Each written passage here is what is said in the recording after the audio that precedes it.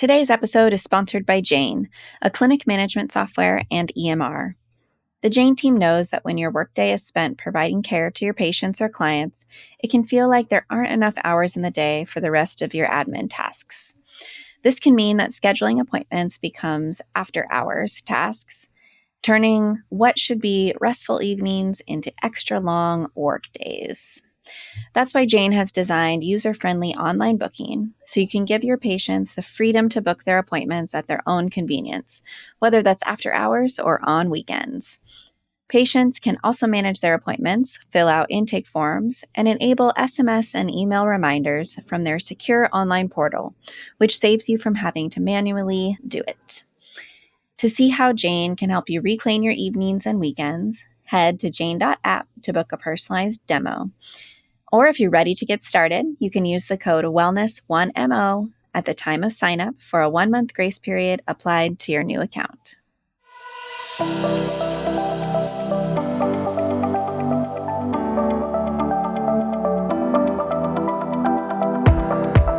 Hi there, and welcome to the Wellness Center Creators Podcast. I'm Kendall Hagenson. And I'm Anna Rudell. We're thrilled to have you join us on this journey of creating innovative, patient-centered wellness centers. As experienced health and wellness providers, we've seen firsthand the challenges of delivering comprehensive, holistic care to our patients. That's why we created this podcast, to share the knowledge, strategies, and insights we've gained from our own experiences and from connecting with experts in the field. Each episode, we'll dive into a different aspect of building and growing a successful wellness center, from developing a strong multidisciplinary team to implementing cutting-edge technologies and treatment approaches. We'll also share practical tips, resources, and real-world examples to help you overcome common obstacles and streamline your processes. Our goal is to empower you with the tools and confidence you need to create a thriving wellness center that truly makes a difference in your patients' lives. So whether you're just starting out or looking to take your existing practice to the next level, you're in the right place. Get ready to learn, grow, and be inspired. Let's create something amazing together. Welcome to the Wellness Center Creators Podcast.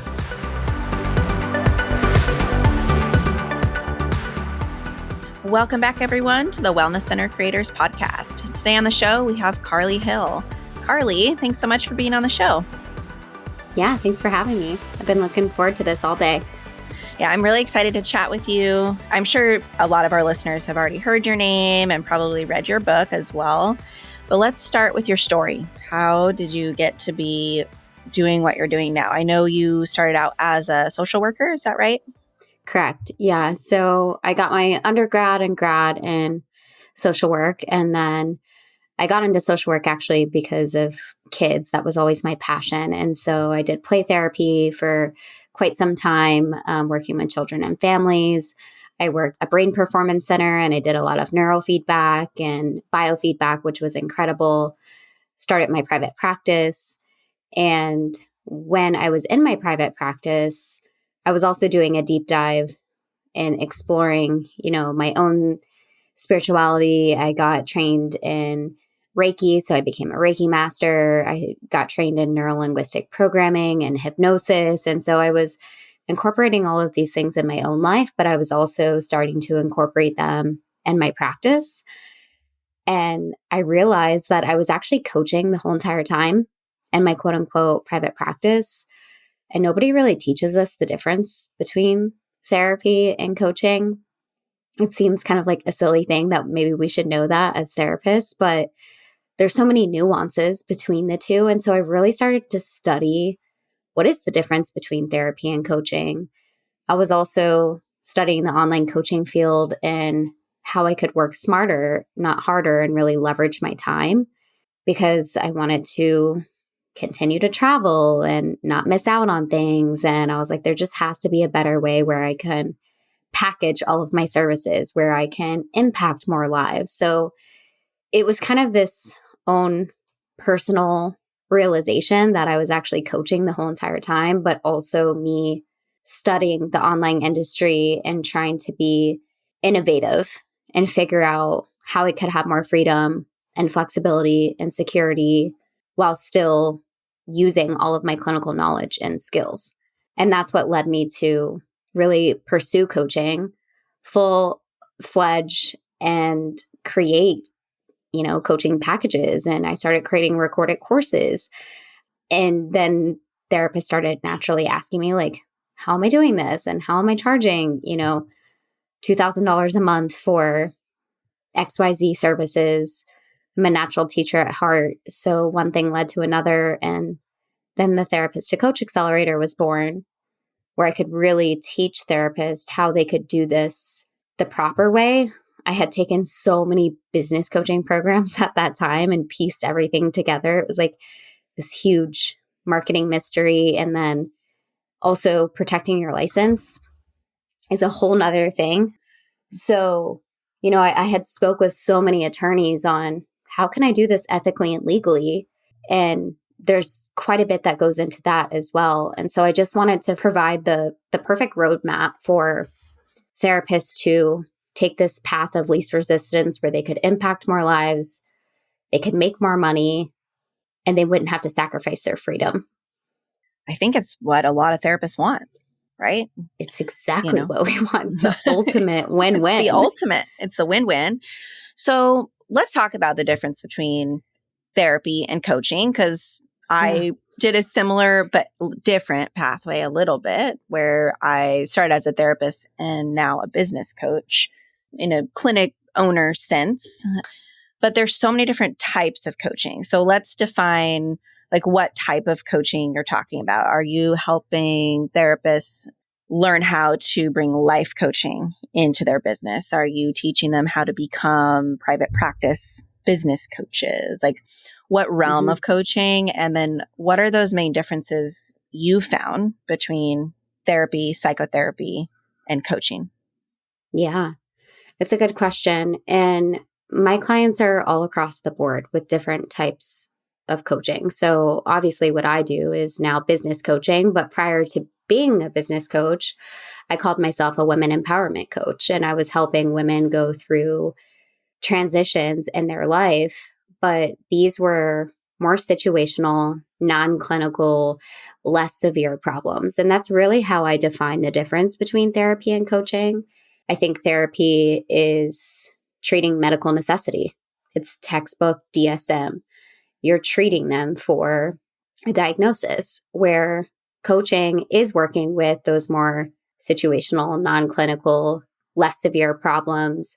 Or maybe you are doing something similar to me, like business coaching, right? So I have quite a few therapist business coaches that teach other therapists how to get more self-pay clients, transition into a group practice, maybe start their private practice for the first time. But I would say a majority of the therapists who come into my world fall in health and wellness or relationship bucket. So it's either physical health or mental health, or it's relationships of sorts. So more like quote unquote life coaching, if you will. And it really just opens, and I this has probably been your experience, but you can correct me if I'm wrong, but it just opens up so many possibilities for therapists to use their skill set that they've spent years and years and years building, and being able to reach people beyond borders, right? Beyond licensure borders, and clients that you would have never worked with before within the scope of your license that now you're able to reach and connect with. So many therapists are doing coaching already. They are limiting themselves by their license. And I felt like this was me actually in my own practice, and when I had this realization that, I'm helping people with non-clinical situational problems, I was like, wow, like I can see people all over the world, not just in Florida where I'm licensed in. And I see that so often where we're kind of limiting ourselves, we're pigeonholing ourselves by our license, when the reality is you could be impacting so many more lives. Yeah. And really the difference that I've seen is, with therapy, it's often focused, at least in the beginning, on the past. And especially if you're processing trauma, it's a lot of going into the past so that you can move forward into the future. Coaching is, maybe some considerations of past patterns, but it's more present focus and future focus forward. And I think a lot of therapists, like you said, are doing that work with a good majority of their caseload, depending on, what environment they're working in. Yeah. And I do think you're right. As a therapist and a coach, you talk about past, present, and future. So I think that this is one of the definitions that really hang people up sometimes. And they think that if they're going to move into the coaching space, that they can no longer talk about the past, or that they can no longer even talk about emotions, right? Or they Right. can no longer use their clinical modalities. And none of that is true. You can absolutely use all of your clinical modalities in coaching. I always say, even when we hear like CBT, DBT, like EMDR, we think therapy, rightfully so, but there's coaching certifications within all of those clinical modalities as well. So it really comes down to the severity of the issue that you're treating. And is it really that more situational, non-clinical, less severe problem? Like if somebody's having panic attacks, they should go to therapy. But if they're Right. a new mom and they're struggling, going to mommy meetups or going to the park, then, or standing up in the workplace, if they have anxiety, they can be coached through that. Yeah. So, what do you see as the common kind of barriers for therapists who really want to get into coaching? Why are they scared, and how can they protect their license if they want to keep doing both? Yeah, I was going to say protecting their license is a big thing that holds people back, because we worked really hard for our license. And I always say, like, we're afraid like the ethical gods are going to come after us. Right. They're just going to show up and Yeah, we take it away. don't want to lose our license, right? And I always say valid, okay, but not a good excuse to not pursue coaching, because it's really not as hard as you think when you have the right pieces. Like, you need a really good attorney approved coaching contract that has mandated reporting and informed consent, because we're still held to our ethics. I give my clients this. You need to keep everything separate. So if you do have a private practice, you need to create a separate business entity. Do not slap coaching onto your private practice that you have just because your other therapist friends are doing it. That's probably the biggest one. You don't have to have a separate website. It's definitely best practice, but it's not like illegal to have it all on one website. But we don't want our clients to be confused. So marketing gets a little nuancy. It can be difficult for us clinicians to understand the difference between therapy and coaching. And so we definitely don't want our clients to be confused. So if you are going to have your coaching services on your same website, make it a separate tab, separate colors, have a disclaimer on there describing the difference between therapy and coaching. Make it really crystal clear that it's separate services. Yeah. Yeah. You'll have a separate bank account. You'll do your taxes separately. And you can't take a therapy client to a coaching client, or a coaching client to a therapy client. They have to stay where they are, or it's considered a dual relationship. Yeah. Just holding really strong boundaries. It's exactly what it is. Yeah. And I love on your website how you say, that therapists are the best coaches because they come with this skill set already. And of course, people can go through programs to become life coaches or health coaches who don't start as therapists. But I just love that you make that the focus, because truly, I've had several clients who, they're clinic owners or they're healthcare providers, and they've been in practice for a while, and now they want to coach other providers. But the first question I always get is, well, which program should I go through? What certification should I get? And I look at them and I say, well, you already have every single skill that is taught in a life coaching program, because you are a master's level clinician or you're a psychologist, like you've been taught these things. And yes, we can always take more learning and that can be valuable, but let me be the first to say you are qualified to be a coach. Right. Do you agree? I 100% agree. anybody who's listening right now, I'm taking my hand and I'm placing it over your head and I'm deeming you as a coach right now. Like, go try it on. Go try on the identity as a coach and just go tell somebody that you're also a coach and see how it feels. Because I think more than anything, this is a mindset thing. And I get it personally because I'm kind of type A in this way and I love taking certifications. And I did take a coaching certification and I didn't learn anything that I didn't already know from being a licensed clinician. But I kind of fell into the trap of, more certifications and knowledge, and it's going to make me more credible. And also, like, what do these coaches know that we don't know? And how are they so successful? Like, I thought maybe they learned like this magic potion power in their coaching program. And it's just not the truth. You don't get that in a certification. I always say, if you want to take a coaching certification, take it within your niche. Yeah. Take it where you are going to learn something that is very valuable that you can bring to your practice. Maybe it's even just like a brush up on your skills. Don't just take like a very basic ICF coaching certification, because you're going to learn how to build rapport, how to ask powerful questions. You know that already.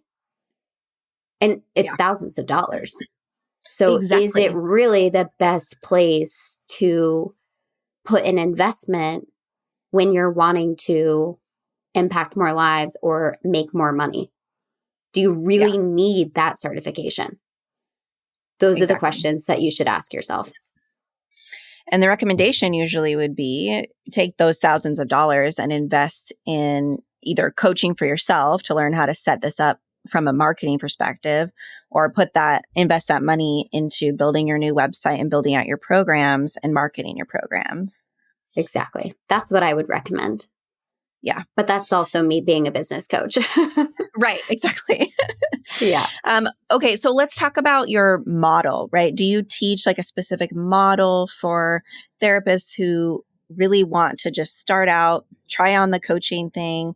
How can they put together packages and charge, X amount that they see these other coaches charging? Because coaching is a different world. You can charge a really different rate than therapy.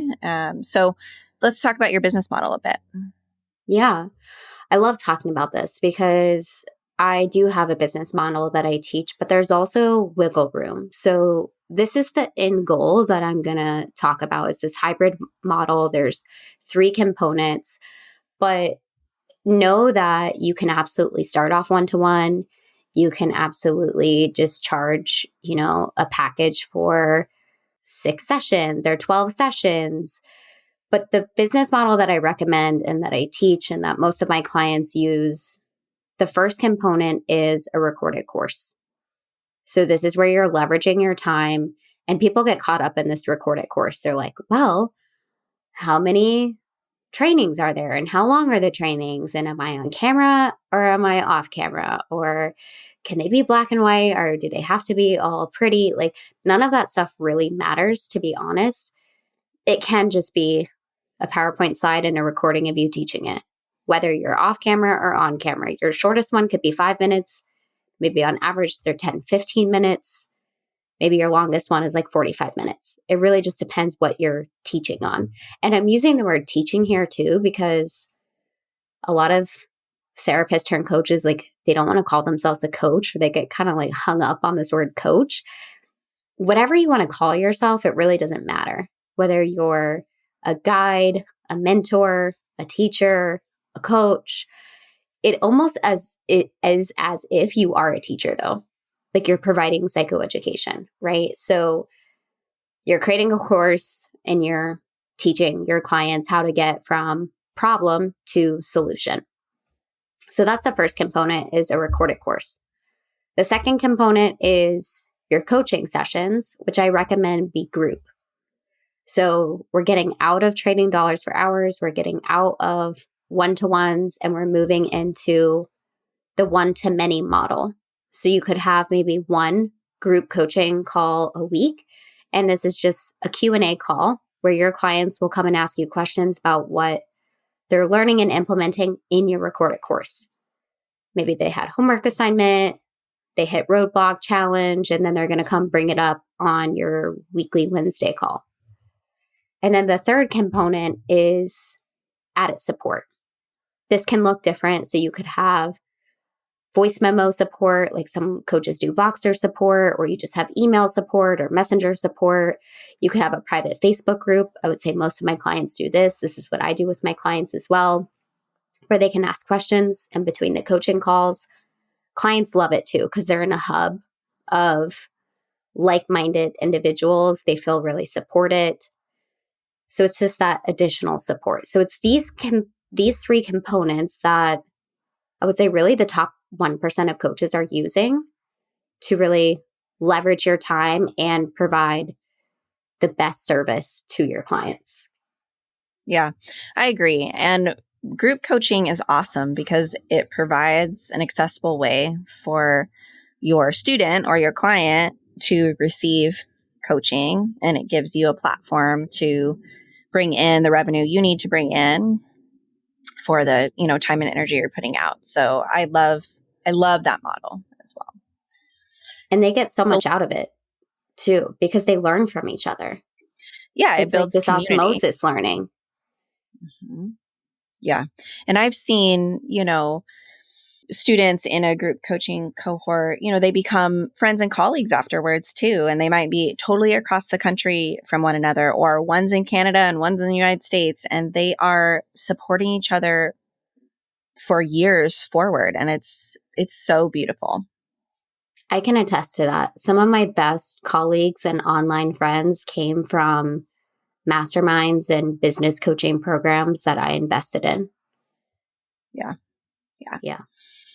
The positive power of technology, for sure. Yes. Yeah, it's a really beautiful thing. So maybe last question or two. I'm curious, your first recommendation, let's say your client, they're going to do this video course or this recorded course. They're going to start their first group. What's their first step to market this? Figuring out their messaging, figuring out their niche, doing market research. They need to pick a population with a big burning problem who has a desire to get to this solution. And it needs to be very specific. No flowery language, as I like to call it. It needs to be tangible and measurable. If they can find other coaches doing what they're doing, great. That's a good sign. That means there's a hungry market. So they need to spend time. Like, too many people want to take a hop, a skip, and a jump and move to the marketing and how do I get clients? But most people don't have marketing issues. They have messaging issues.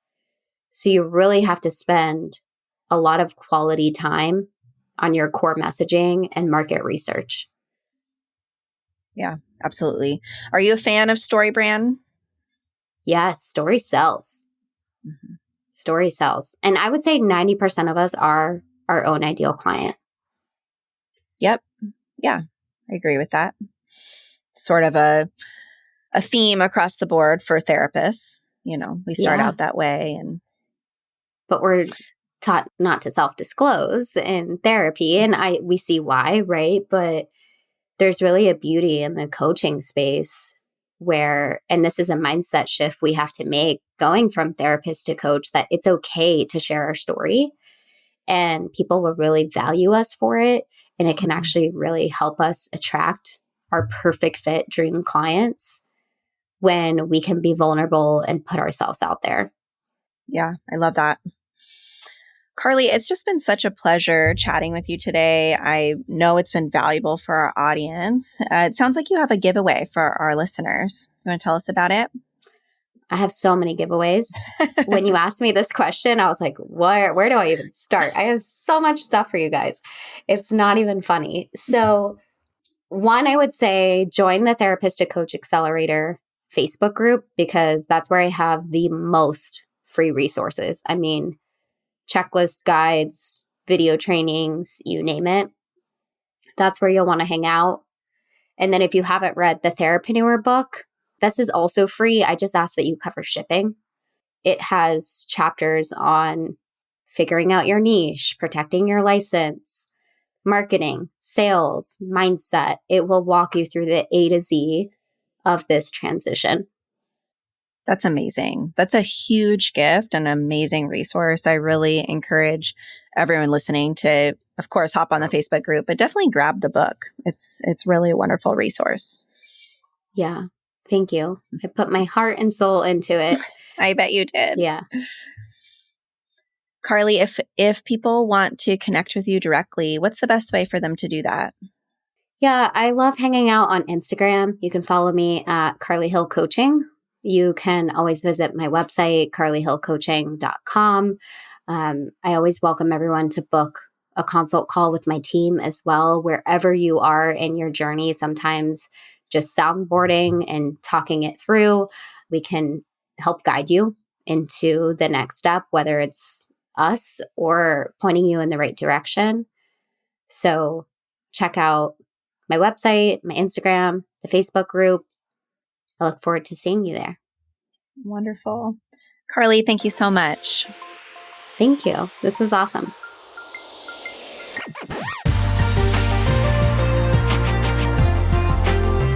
Thanks for joining us on the Wellness Center Creators Podcast.